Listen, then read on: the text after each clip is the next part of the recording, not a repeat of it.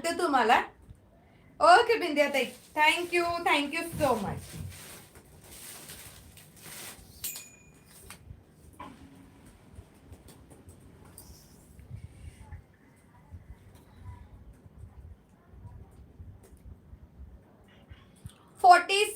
ची chest size जाणार आहे. ओके, 46 ची चेस्ट साईज जाणार आहे.